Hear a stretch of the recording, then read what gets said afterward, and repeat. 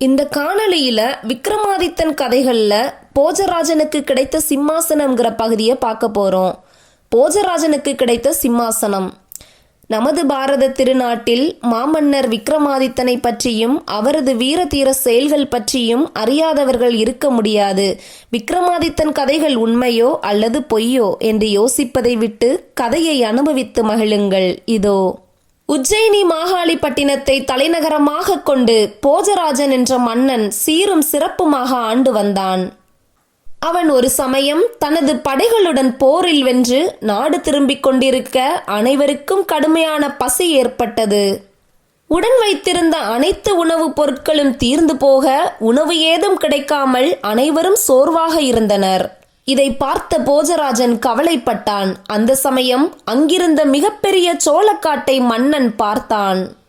அந்த சோளக்காட்டின் மத்தியில் மிக உயரமான மண்மேட்டில் ஒரு பரண் அமைத்து இளைஞன் ஒருவன் காவல் காத்து கொண்டிருந்தான். மன்னன் போஜராஜன் அமைச்சரை பார்த்து சோளத்தை படைவீரர்கள் சாப்பிட அனுமதி கேட்க கூறினான்.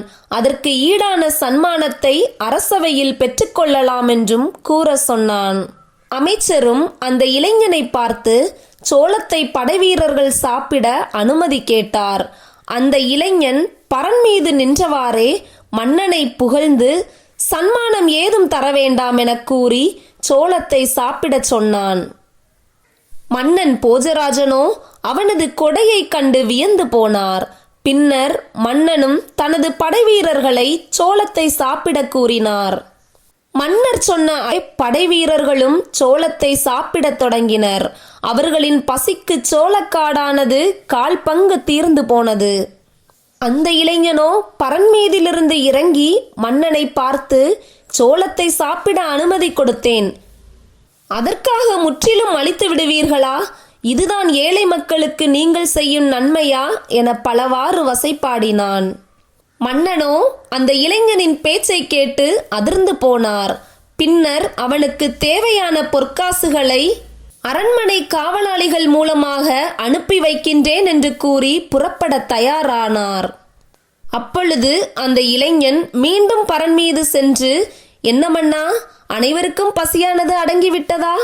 ஏன் அனைவரும் அதற்குள் புறப்பட்டு விட்டீர்கள் என பணிவுடன் கேட்டான். இதை கேட்டு அனைவரும் குழப்பமடைந்தனர். இந்த பேச்சு மாற்றத்திற்கு என்ன காரணமாக இருக்கும் என அமைச்சரிடம் மன்னன் கேட்டான். அமைச்சரும், மன்னா, எனக்கு அவன் நிற்கும் பரண் அமைந்துள்ள இடத்தின் மீதுதான் சந்தேகம் உள்ளது. அதனால் தான் அங்கு இருக்கும் பொழுது கனிவாகவும் கீழே இருக்கும் பொழுது தரக்குறைவாகவும் பேசுகிறான் என்றார். இவ்வாறு விவாதித்துக் கொண்டே அரண்மனை வந்து சேர்ந்தனர். பின்னர் மன்னர் அந்த நிலத்தை அதிகப்படியான பொற்காசுகள் கொடுத்து வாங்க முடிவு செய்தார். அதன்படியே அந்த சோளக்காட்டையும் அந்த பரண் அமைந்த இடத்தையும் அதிகமான பொற்காசுகள் கொடுத்து வாங்கினார். மன்னர் சந்தேகப்பட்டு வாங்கிய அந்த பரண் அமைந்திருந்த மண்மேட்டை தோண்ட ஆணையிட்டார். வீரர்களும் மண்மேட்டை தோண்ட ஆரம்பித்தனர்.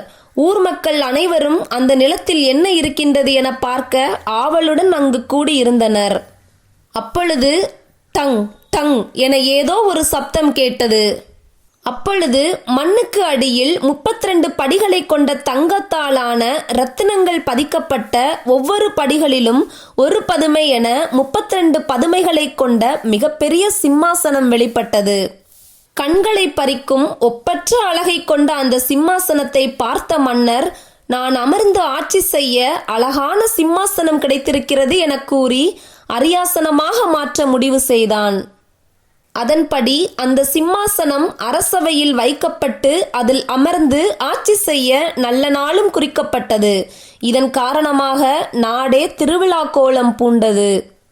நாட்டு மக்கள் அனைவரும் அந்த சிம்மாசனத்தில் மன்னன் உட்கார்ந்து ஆட்சி செய்வதை பார்க்க அரசவையில் கூடியிருந்தனர். மேல தாளங்கள் முழங்க யாகங்கள் நடத்தி செங்கோலை ஏந்தி மன்னன் சிம்மாசனத்தில் ஏற முதல் படியில் அடியெடுத்து வைக்க பயங்கரமான சிரிப்பு சத்தம் கேட்டது. மன்னரும் மக்களும் பயந்து எங்கிருந்து சத்தம் கேட்கிறது என்று தெரியாமல் அதிர்ந்து போயினர். அப்பொழுது முதல் படியில் இருந்த பதுமையானது பெண்ணாக மாறி முன்னால் வந்தது.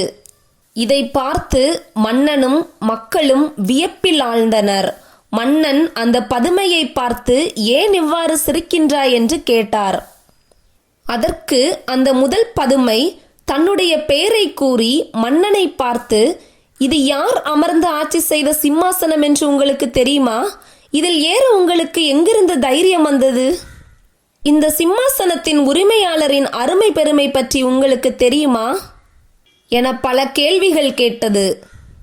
இதை கேட்ட மன்னரோ, எனக்கு தெரியாது, ஆனால் உனக்கு தெரியுமல்லவா, நீ சொல், நாங்கள் தெரிந்து கொள்கிறோம் என்றார்.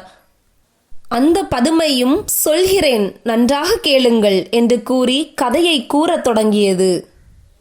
பதுமை சொன்ன கதைகளை தெரிந்து கொள்ள தொடர்ந்து இணைந்திருங்கள். நன்றி.